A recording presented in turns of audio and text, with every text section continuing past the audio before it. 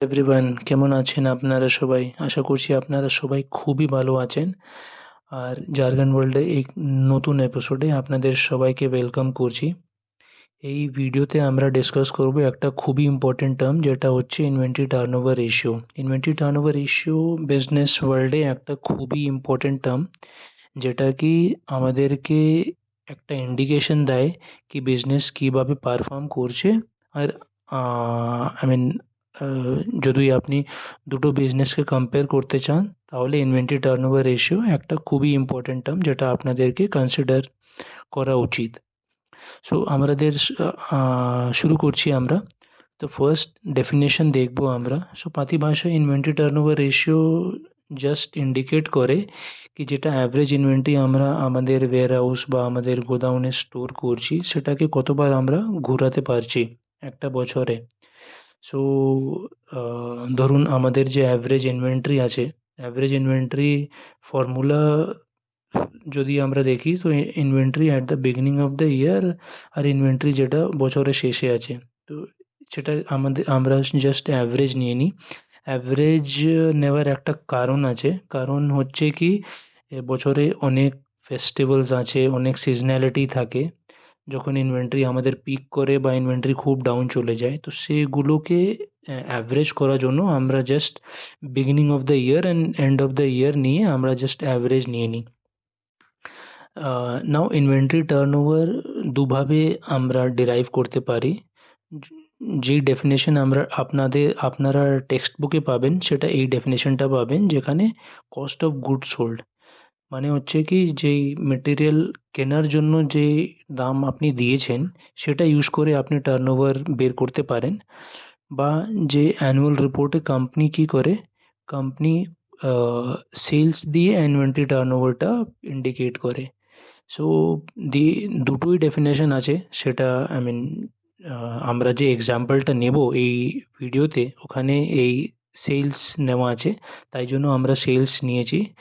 কিন্তু আপনি দুটোই নিয়ে, কস্ট অফ গুড সোল্ড আর সেলস দুটোই নিয়ে আপনি ক্যালকুলেট করতে পারেন কি ইনভেন্টরি টার্নওভার কী আছে কোনো একটা কোম্পানির জন্য।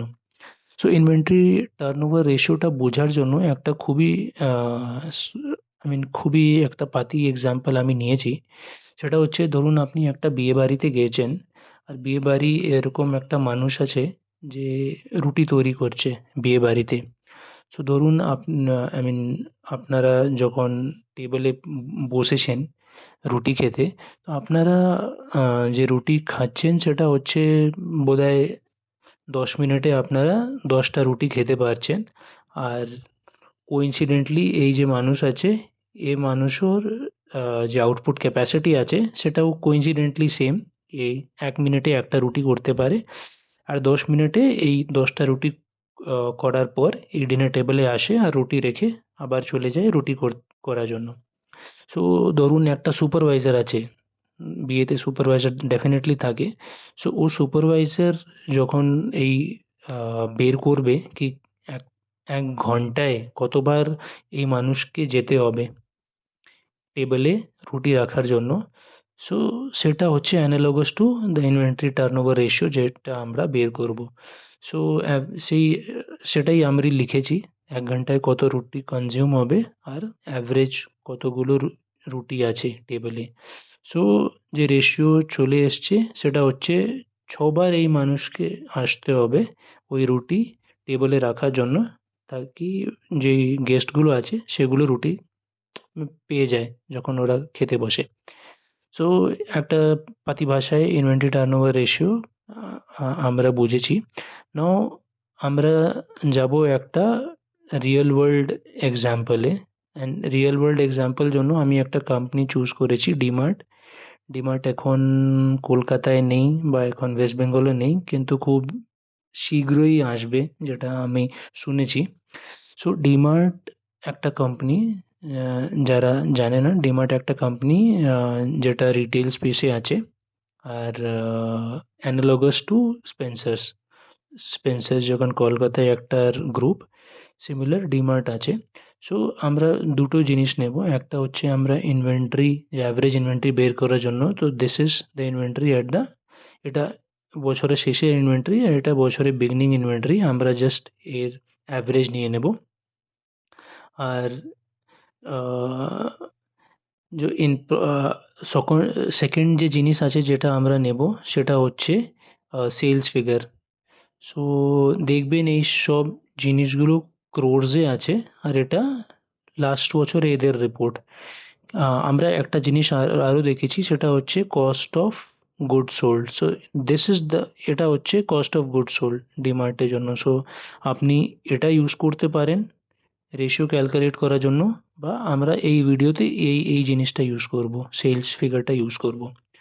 সো আমরা জাস্ট এই ফর্মুলাতে চলে যাব। লেফটে আপনার ফর্মুলাগুলো লেখা আছে, রাইটে জাস্ট আমরা ভ্যালুসগুলো প্লাগ ইন করবো। সো এটা হচ্ছে আপনার অ্যাভারেজ ইনভেন্টরি ডিমার্টে ফর দ্য লাস্ট ইয়ার, আর জাস্ট এটা হচ্ছে সেলসের নাম্বার, আর এটা হচ্ছে ইনভেন্টরি নাম্বার। সো আমরা বের করব কি 14 বার ইনভেন্টরি কি ডিমার্ট ঘোরাতে পারছে পুরো বছরে।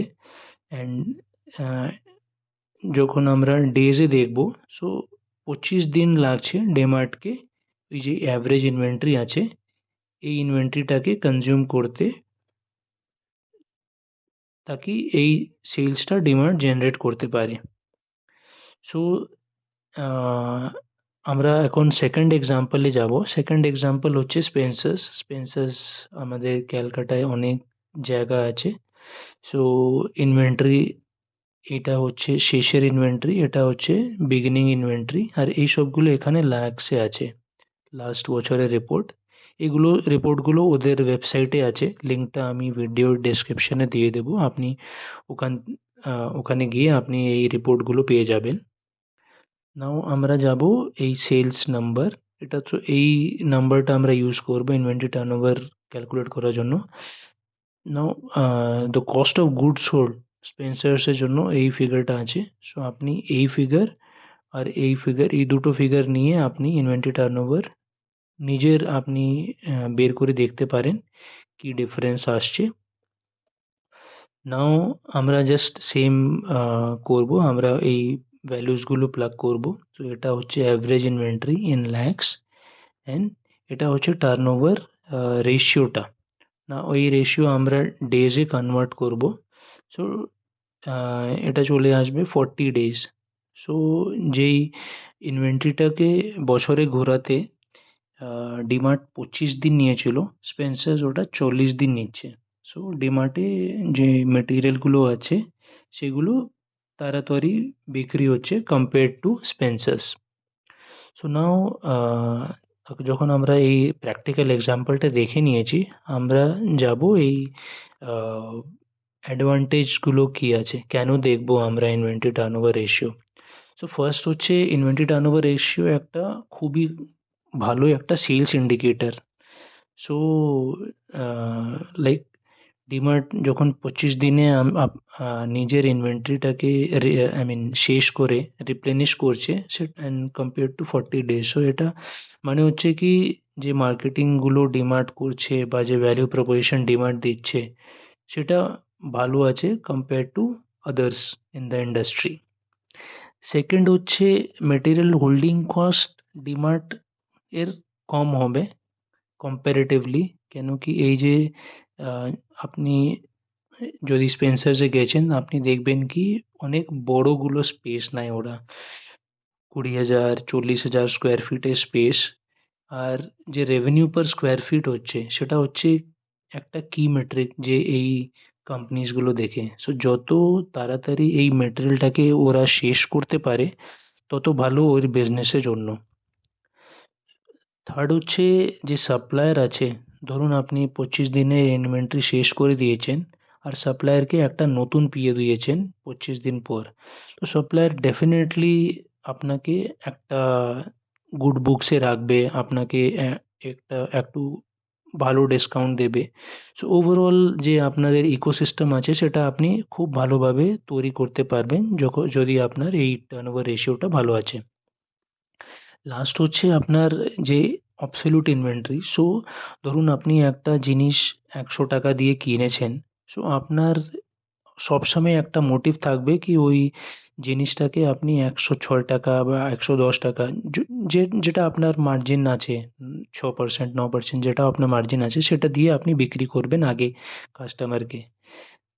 কিন্তু যদি আপনার এই যে ইনভেন্টরি আছে, ধরুন আপনার এক্সপায়ারি ডেটের কাছে এসছে, তো আপনি হয়তো ওই 100 টাকা দিয়ে কিনেছেন, কিন্তু আপনি 90 টাকা বা 95 টাকা আপনাকে বিক্রি করতে হবে, কেন কি ওই এক্সপায়ারি নিজে আই মিন কাছে চলে এসছে মেটেরিয়ালটা।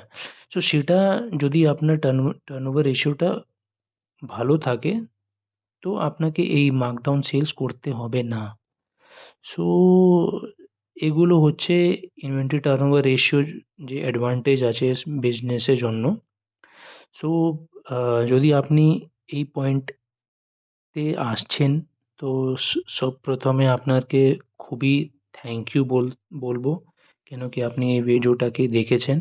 আর আপনাকে একটা জিনিস বলবো কি এটা this is one of the lens যেটা নিয়ে আপনি একটা বিজনেসকে দেখতে পারবেন।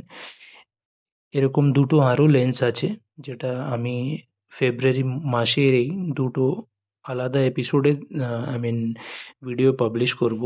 সো ভিডিওকে প্লিজ লাইক শেয়ার আর সাবস্ক্রাইব করে নেবেন, তাকি যে দুটো আর লেন্স আছে সেটা আপনি দেখবেন আর আপনাদের বন্ধুর মধ্যে এই ভিডিওটাকে শেয়ার করবেন।